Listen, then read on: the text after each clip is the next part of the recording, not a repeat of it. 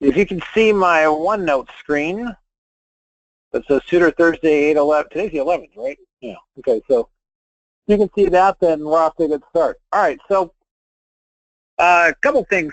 Actually, one thing. So I got one request in for this tutor session, which is how do I get my hands around all these different cables that I might have to know about for especially Network Plus, because that's the one that's going to have the most on cabling. A Plus will have some. The Cisco ICD Part 1 will have some, but Network Plus really has all of it. And let me show you this. This is straight out of our project workbook for Network Plus. And the question is always, well, how do I, for lack of a better term, memorize this? All right, there's a couple things to bring to your attention on this. First of all, let's go with the standard unshielded twisted pair cable, these different categories you see here. These are actually pretty easy to read because the number that you see here just represents speed. So, 1,000 base T, 1,000 megabits, that's 1 gigabit speed right there. Here's 100 megabit speed. Now, of course, you have to match that up with the certain standard that you have, which that will take a little bit of time. But the way that I have gone about this is, I know Cat 3 is really old. Really old is 10 megs for speed. Cat 5, 5e is where the gigabit came in. So to me, the biggest one to know is 5 to 5e, because that's where we got the really large screen and really large speed increase. And by the way, side note here, speed and bandwidth are not the same thing. Okay, so when you're talking speed versus bandwidth, understand the analogy I like to use is speed. You're driving on a freeway, and the speed is dictated by the speed limit sign unless you don't follow it, which we're not going to ask you if you do or don't. Bandwidth would be the amount of range you have. So the two go together as far as your total throughput, but they're not completely intertwined. So just keep that in mind. Now, as far as distance goes for Cat 5 cable, well, that's easy. It's 100 meters, 328 feet. Those of you studying for A Plus or Net Plus, here's a possible question you'll see on the test. Somebody put two devices apart using a Cat 5 or Cat 6 cable, and they put it like 500 feet apart. What's the problem? The problem is it's too far apart. Or, this might be a troubleshooting question.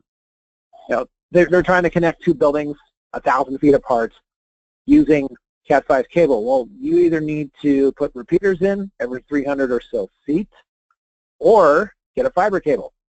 Because the thing about these Cat 5, the thing about these twisted pair cables is very simply, once you get past 100 meters, the signal attenuates badly, and you're just not going to have success trying to transmit data on a consistent basis. So the key to those cables is the 100 meters. If you get that down, then you're in pretty good shape.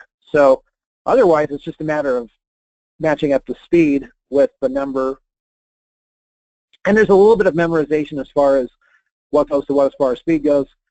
But like I said, the biggest one is Cat 5 and Cat 5e, 100 to 1,000, or 100 megabits to gigabits per second. So that's the first part of the cabling.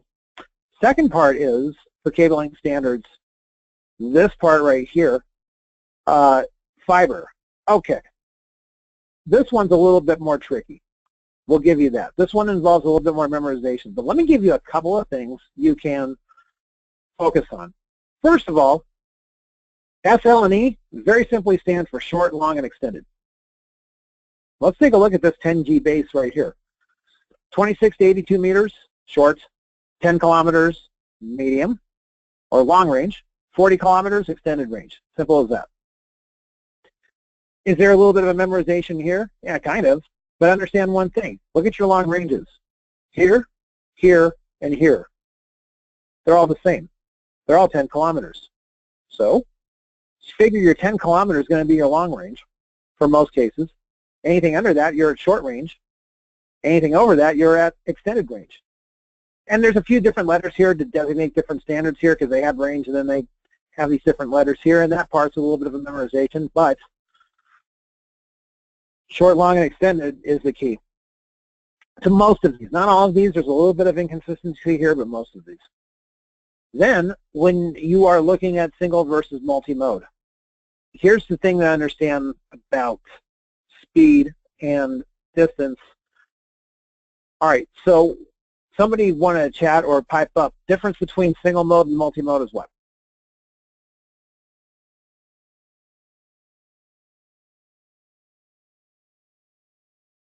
What's the big difference between the two?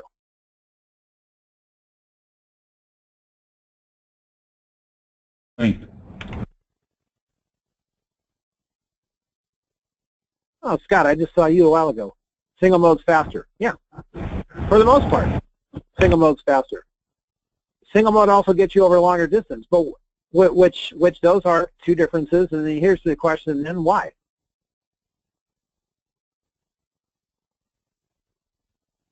Multi-mode, you got multiple signals in the cable. They can't travel as far. So you'll notice that your multi-mode fibers are all your shorter distances. And the signal bounces in multi-mode. You're correct, Eric. So that's the other thing to keep in mind.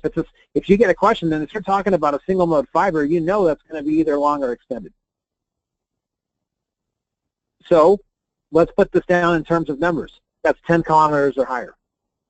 There's one exception up there, if you look closely, okay, the LX standard, but that's 5 kilometers because it's part multi, part single mode. It really depends on the kind of cable you have, but you don't have to get that detailed for this. So what's my point to all this? When you're talking about cable standards, get one or two things you can key off of. For me, it's always 5 or 5E here. For me, it's 10 kilometers for long range. Is it that simple? No. But if you can key off a couple of things and then just move up or down from there, then guess what? You're probably going to get most of those tough questions correct. So that was one thing about cabling standards. Now, when I got the email about cabling standards, I know there's a couple of different ways we could play this, but I wanted to show you all this. What other, before we move on to anything else, cabling questions do any of you have?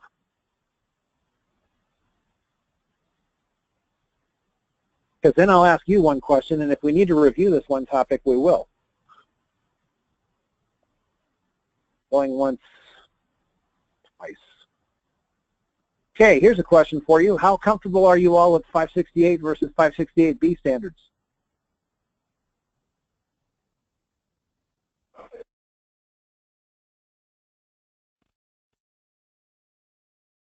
Since we're talking about cabling standards today.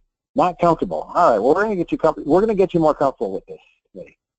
Good, but always worth going over. Yeah, you and me both. All right. Okay. Now, at the risk of self-promotion and advertising or whatever, all of you who are taking either A+ or Net+, if you have not spent time in the project workbooks, I highly recommend doing so, because it's going to go into more detail, most cases in the video does, simply because if we went as much detail in the video, the courses would be 100 hours long, which we can't do that. So, okay, Ethernet cable types. All right, first things first, before I get into the different colors here, when would you use a cable that's got a 568A on one end and a 568B on another end? When you're plugging from the wall to a switch? Right. Okay. Basically, if you want to get down to the brass taxes on this, you know, hubs and routers are in one family, switches and other devices are in another. And there's some variation there, but that's your basic premise. If you are connecting different families, then you need, or excuse me, if you're connecting the same families, then you need what we call a crossover cable, a 568A to a 568B. So if you're connecting two PCs together, two switches. Now, there's something you got to be careful about for the exam. Most modern devices will know, or I shouldn't say they'll know. Most modern devices don't care what cables you connect, because there's what's called an MDIX port on most modern devices that will actually do the crossover for you if you plug in a straight through cable. That's not something you want to count on for the exam. You might get a test question asking what MDIX is, but if you're getting a troubleshooting question, be aware of where crossover cables need to be used, because if the question has anything to do with the types of cables being used, and you have like devices that you're connecting, like two PCs to each other, for example, you need a crossover cable, all right? Now, as far as the standards, anytime you get a table like this, and you've got to, well, for lack of a better term, memorize something, figure out something you can key off of. Now, people will look at these two standards and go, oh my gosh, I got 8 pins to memorize on each side. Well, actually you don't. Because you can use the pictures, you can use the chart here, but understand this. Several of your points are going to be the same no matter what. So for 568 and 568B, for example, 4 and 5 and 7 and 8 are always the same. Well, blue and there's actually a couple different things. First of all, 4 and 5 and 7 and 8 are the same. Secondly, your odd numbers are always the stripes. White and green, white and orange, white and blue, white and brown. And your even numbers are the solids. So that if you get that first that concept down first, stripes are odd, solids are even. You got half of the problem solved already. Then understand that pins 4 and 5 and 7 and 8 don't change. So here's the reason why. When you're looking at straight-through cables, standard transmissions, let's say, all right, pins 1 and 2 and 3 and 6 are the ones doing all the transmitting. And that's why you'll see the colors change for crossover cables.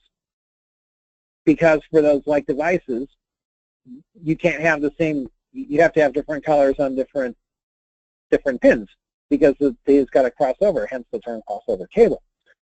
But my point is that pins 1 and 2 and 3 and 6 are the only ones that change. Now, the only two colors that swapped in are green and orange. So there's a couple different ways you can remember this one, all right?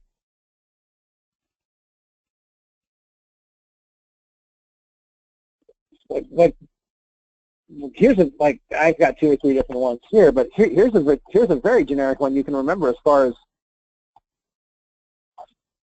remembering how these switch up. What do oranges fall from?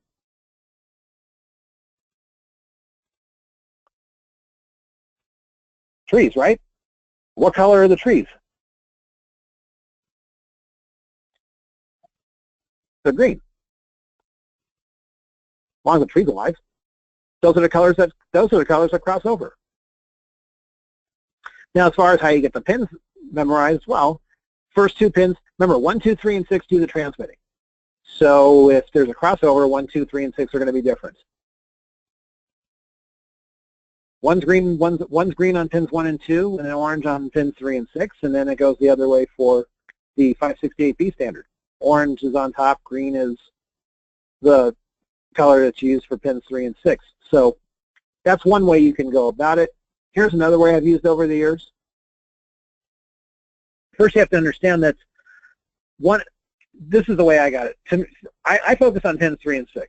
Why? Because those are the only 2 that have the same color that are not next to each other.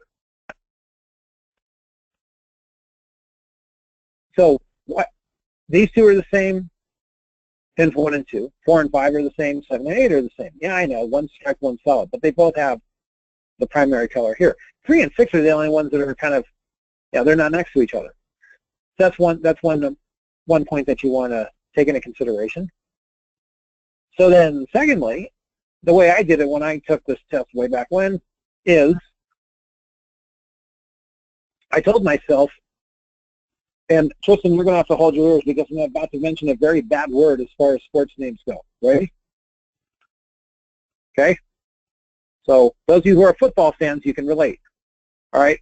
I used to call this garden colors on the outside, green and brown, Broncos in the middle, orange and blue. Now, if you've heard me on any other tutor sessions, I am in no way, shape, or form a Broncos fan. Well, Boise State Broncos, I don't mind, okay? But that other Broncos team, look, if you're a Denver Broncos fan, more power to you, I suppose.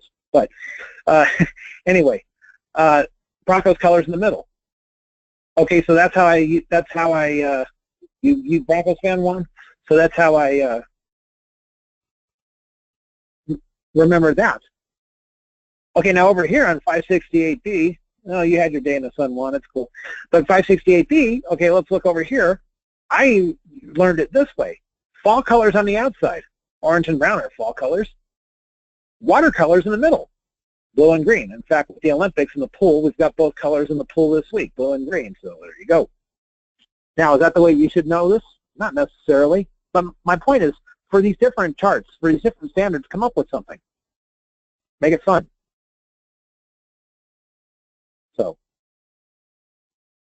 So those are the two things that often come up on questions on cabling standards.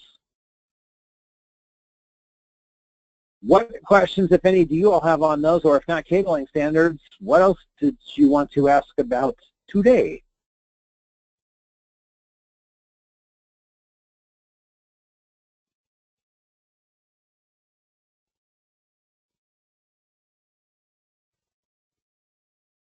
I'm about to take, oh, you're taking the 902 tomorrow, wondering if you could go over a couple of scenario-based questions.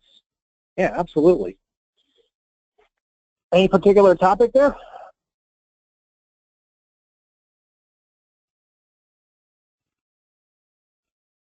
There's plenty of opportunity for scenario-based questions, but did you have any particular objective or topic in mind?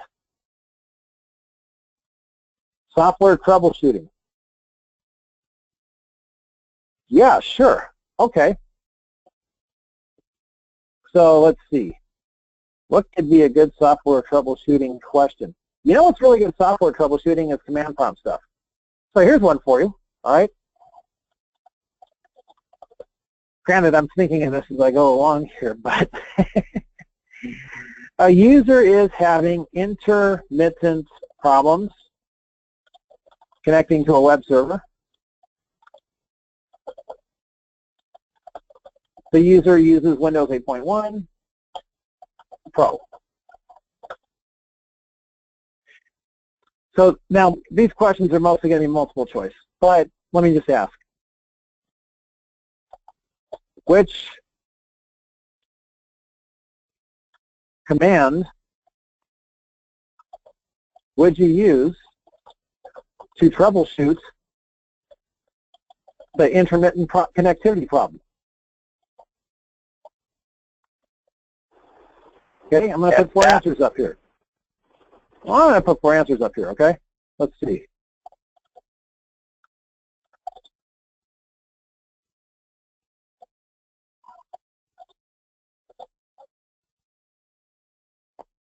All right, I put this up.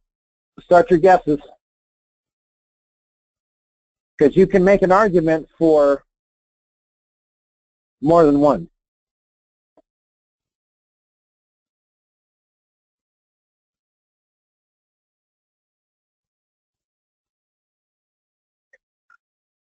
All right, this one's a little tricky, but you asked for a software-based scenario, so there you go. All right. So let's have a little fun with this. Let's just cross this out for a minute, okay? There's a point I'm making with this, by the way.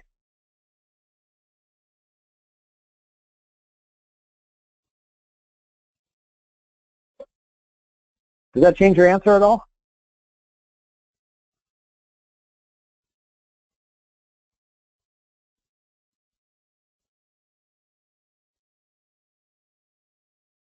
Limits the issue, I think. In a way it does, yeah. Or if we did this.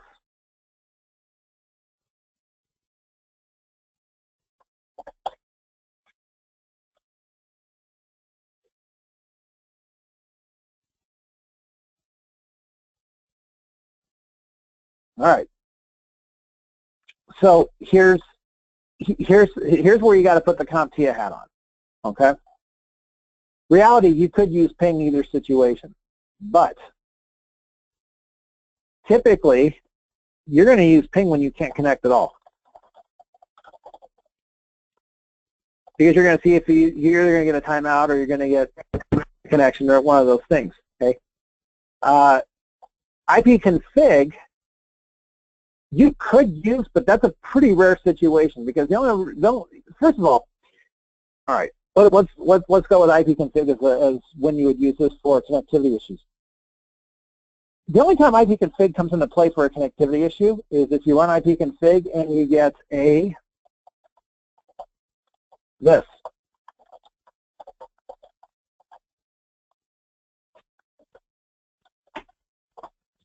What's that address there?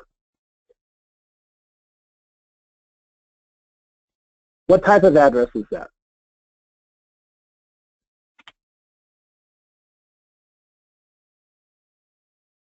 It's an automatic private IP address, right? Okay, so let me ask you something. Are you going to get intermittent, if your IP address is that, are you going to have intermittent connectivity to a network? Nope. You're not going to have any connectivity because you didn't get an address. Exactly. Okay. Now, DNS lookup. When would you use DNS lookup? Okay, so Juan's saying maybe for information on the web server. All right. So this is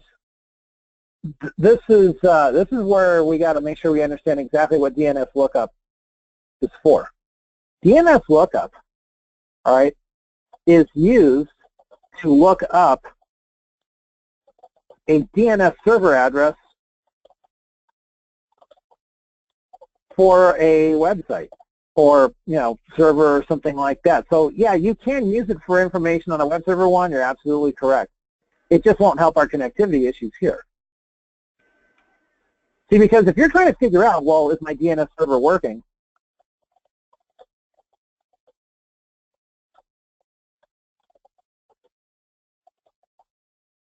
Or let me back up.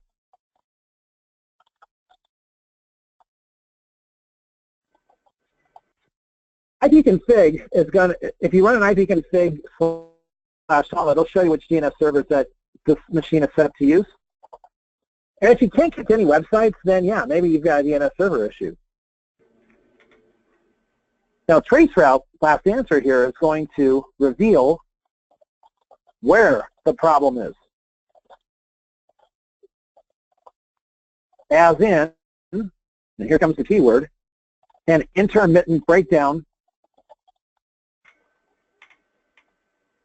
from source to destination. Here's my point in all this. This one's a little bit of a tricky one, and I did change things up a little bit here, but let's take the strike-throughs off for just a minute. See, if I'm troubleshooting something, and they can connect sometimes and they can't connect other times, I'm going to want to run traceroute a few times because I want to know where it's getting hung up. See, running a ping is a good idea to see if here's the thing, running ping is a good idea to see if indeed you're having an intermittent connectivity issue. It just doesn't tell you where the problem is. So you don't know if the problem is on one of your routers, or is it a destination router, or is it the ISP that's having issues? Yeah, we just don't know. But the trace routes will give you what you need to know on that. So traceroute would be a slightly better answer here, only because we're trying to figure out where the problem is for an intermittent breakdown. You can start with ping. The traceroute is going to be the best tool overall for that. So that's one thing. Secondly, here's the big point with any scenario-based question. One word can change a lot, can't it?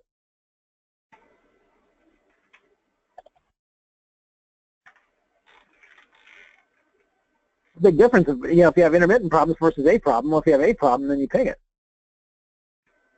Because at that point, you just want to see, can I get there or not? You're not really too concerned over where the breakdown is. So there's a couple different ways to go about it. All right, here's the third point. And you asked about software base.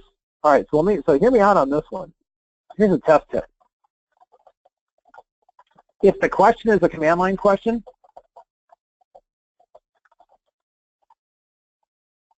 unless it has to do with restoring an operating system,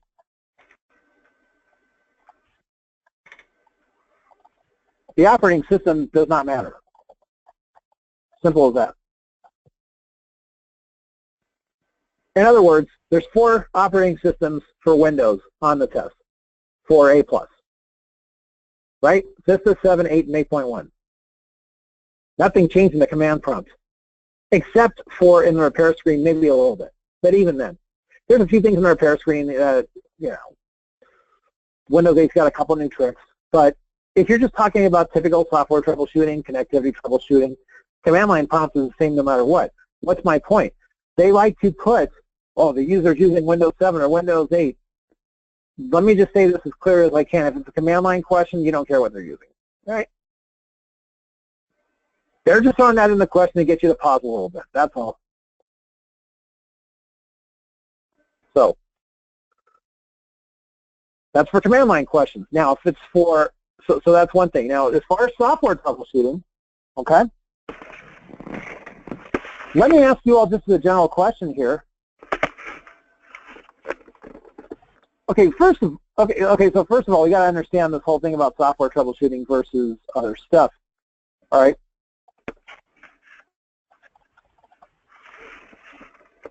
Here's the first thing. How much troubleshooting question? How much in the way of troubleshooting questions do you think you might get on a test about specific software?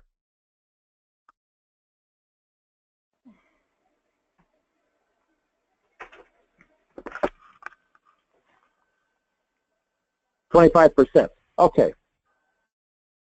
That's a very fair assessment here. Now let me just bring something up here. I want to show you something interesting as soon as I can find it. I'm hiding this for just a moment here, but I'm going to bring something up for you all. Let me find it. Give me just a minute.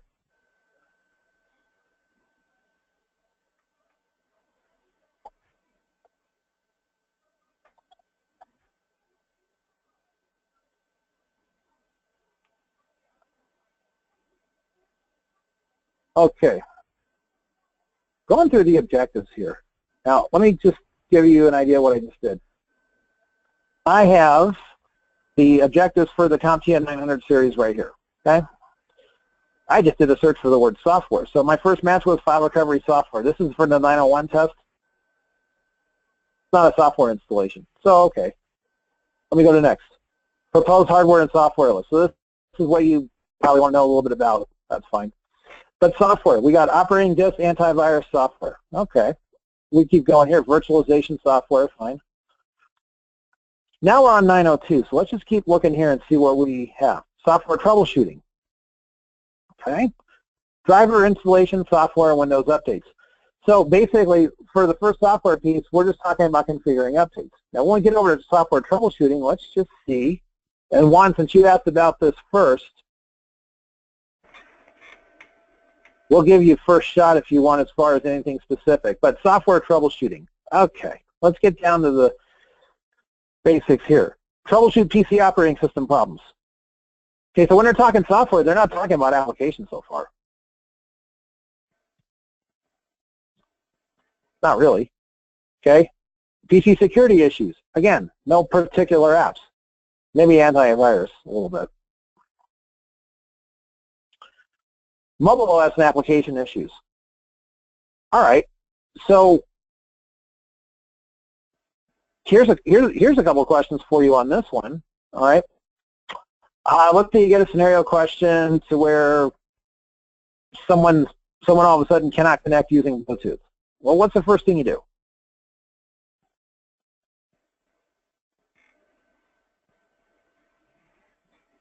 No, I didn't put multiple choice here. No need for this one. If you get a test question, or if you get a user coming up to you and say, "Hey, my Bluetooth's not working," well, what do you do first?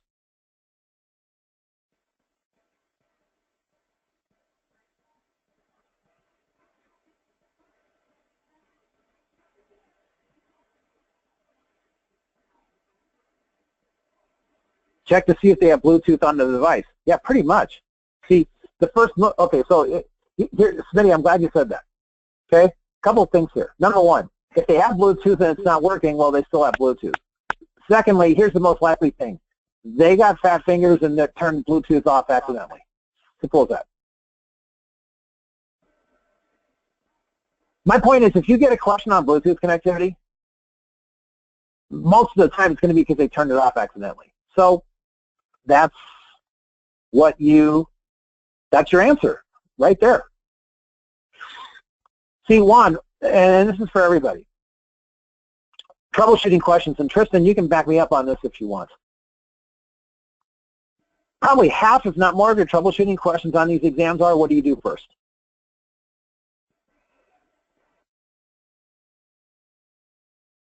So when you see a question that says best move, first move, what do you do first? Oh, and by the way, in the project workbook, I don't have the 902 workbook up right now, but I've got tables in there basically explaining what you do first. So if you haven't gone through that part of the 902 workbook, I would highly suggest that. Okay, here's another one for you. You talk about software troubleshooting scenarios. And the reason why I'm doing this with mobile is because mobile is a newer topic on these exams, so they're going to emphasize that a little bit more for you there. Okay, so here's one. Someone's complaining that the battery life is too short. What's the first thing you check?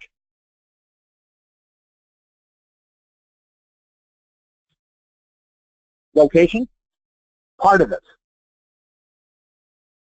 Remember, for Juan and for everybody else, if you're looking for the best first step on something, it's going to be something pretty general. Scott said apps, and you're on the right track on that.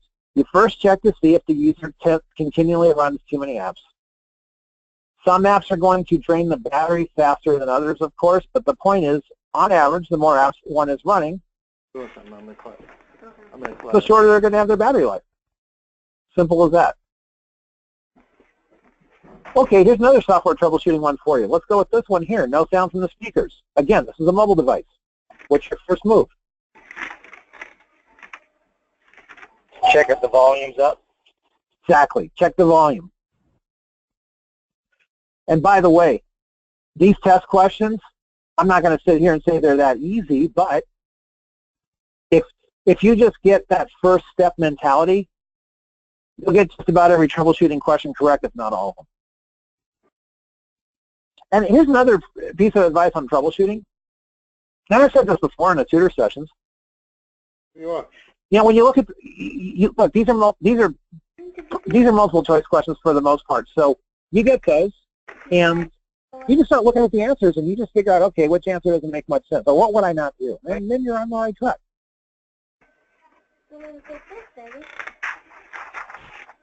So, like, if you get a test question that says no sound from speakers, you know, one of the answers could be something like, well, plug in external speakers. You're not going to do that with a mobile device first. You might do it as like your third move, your fourth. But your first move is going to be that the volume gets turned down. So. Now, Juan, and for everybody else, when you're talking software troubleshooting, we also have to go through some operating system troubleshooting here. So, pick out a couple of these. I went too far back, apparently. Okay, here's a good one right here. User has an app. You know what? I'm going to put this up here for questions. That way, Chris, and you recording this, they'll see this.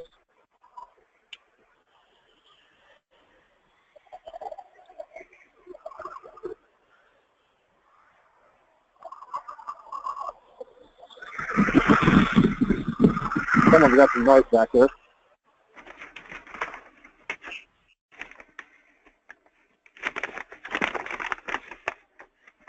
Everyone, check your phones, please. Check your phones.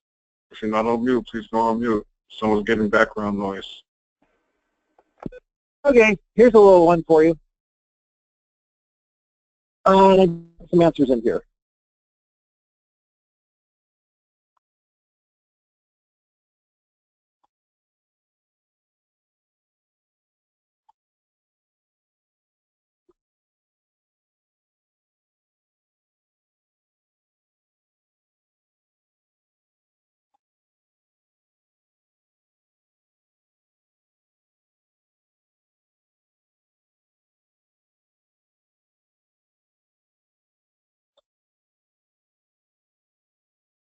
What we got? Answer C. Yeah, compatibility mode. That's a CompTIA thing right there. You may not do it all the time in real life, but that's a CompTIA one right there. Anytime that you see something on an app from an older operating system and it won't work in the new operating system, the first move is to run it in compatibility mode. Basic software troubleshooting question right there.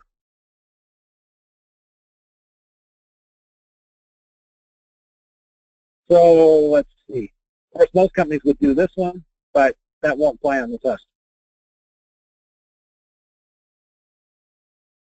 Of course, if it's somebody you don't like, you can tell them that, you know, see how far you get with that one, but whoops.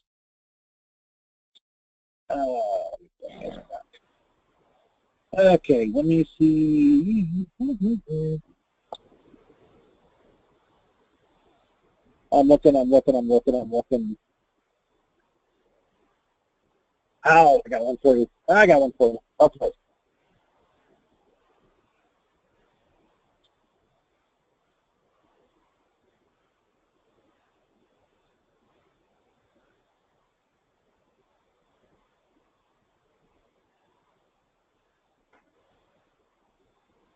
I'm not going to give you multiple choice on this one. You're going to have to dig a little bit. Okay? It's a classic one. Every time somebody boots up, it goes into safe mode. So how do you shut that up? Or let me put it the proper proper vernacular.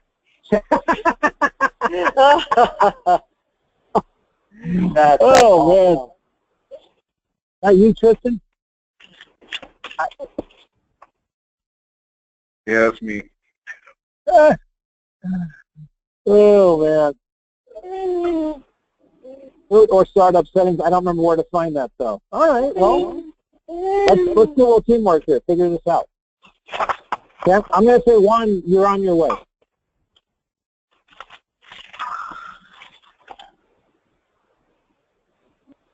You're on your way, but we need to give 1 an assist here. If someone needs to come up with the second half of this answer. No, Googling. So you know they're going to go look on Bing, right, Tristan?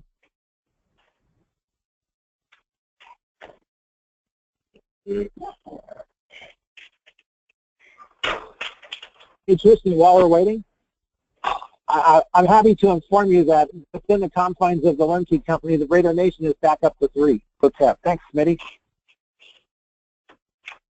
While I'm here, let me put this down so it's recorded. You're talking about software troubleshooting.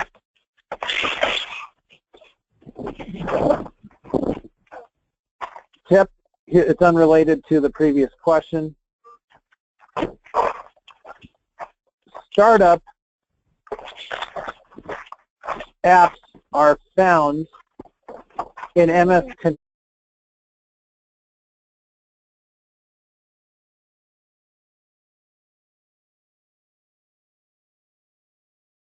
Why don't you get along with one of my coworkers? One of my coworkers is a diehard Broncos fan. Wears the gear all the time. I have to look the other way. Who's the Broncos fan? Seth. Oh. Yeah. Send him a welcome message from us, will you?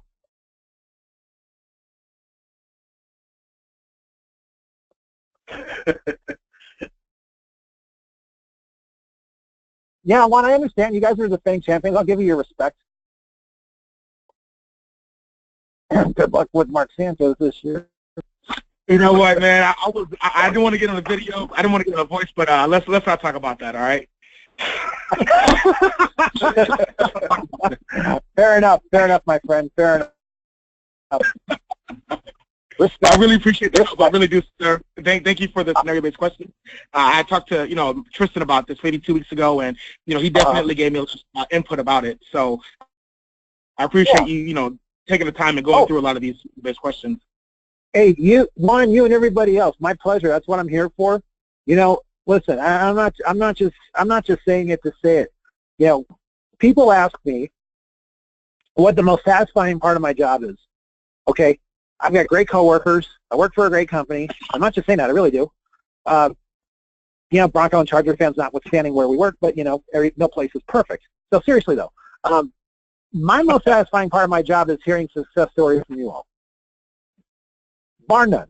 Because when I do, then I know what we're doing is working. Yes, sir. That's it. That's it right there. I was looking at the video. You mentioned sports. I don't want to talk about your LA Kings. There's a clip in one of your videos. You're talking about using Siri, and you put your thumbs up, and that was kind of cheesy, sir. So you should work on that. I'll put that in the complaints box. That's the size of my son's thing.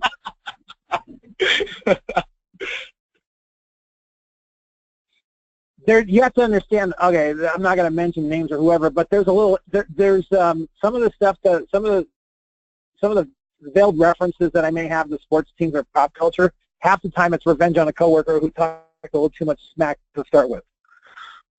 So you're all just caught in the middle, and I apologize.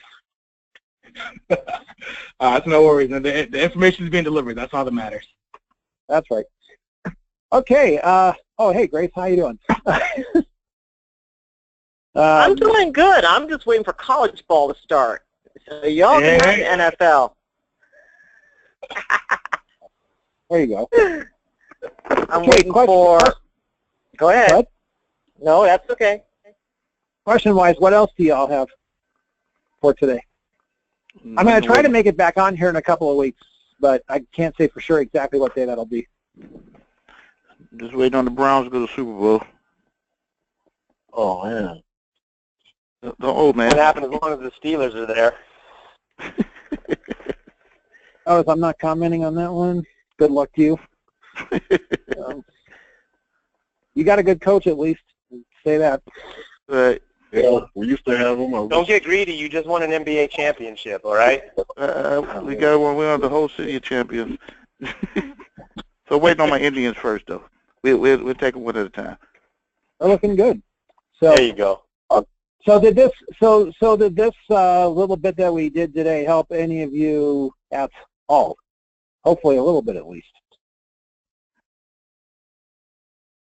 And Juan, Yes. this isn't just Juan, this isn't just for you. This is for everybody. And I've said this different ways before, but you know, on test day when you go to take your test, make sure you take your time to read the entire question. Make sure you take your time to look through all the answers before you just, you know, pick one and go. I know a lot of people will say, well, I'm worried about timing. Listen, if you've done your homework, the timing's not going to be an issue because, especially for CompTIA tests, the questions aren't overly long. Yeah, you'll get a few that are a few lines here and there, but they're not like big novels for questions. So, but do make sure that you take the time to go through all the possible answers. And then, you know, given that the vast majority of questions on the CompTIA tests are multiple choice, take the time, if you're not sure of things, to eliminate the wrong answers. Most of them have 4 or 5 answers. If you can eliminate 2 bad answers, your 1 for 2 guesses are a whole lot better than 1 for 4, 1 in 4. So, and just, you know, go at a steady rhythm. Don't try to go too fast.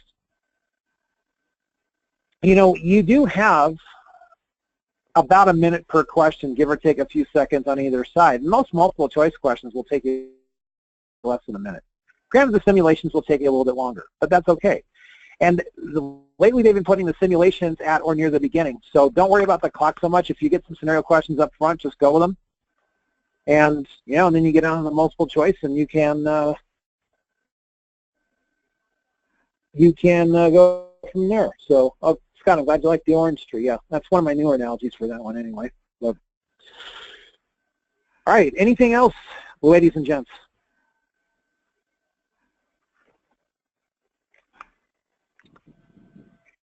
All right, well then I'm going to get on out. Until next time, listen, all of you, thank you very much. Juan, go get them tomorrow.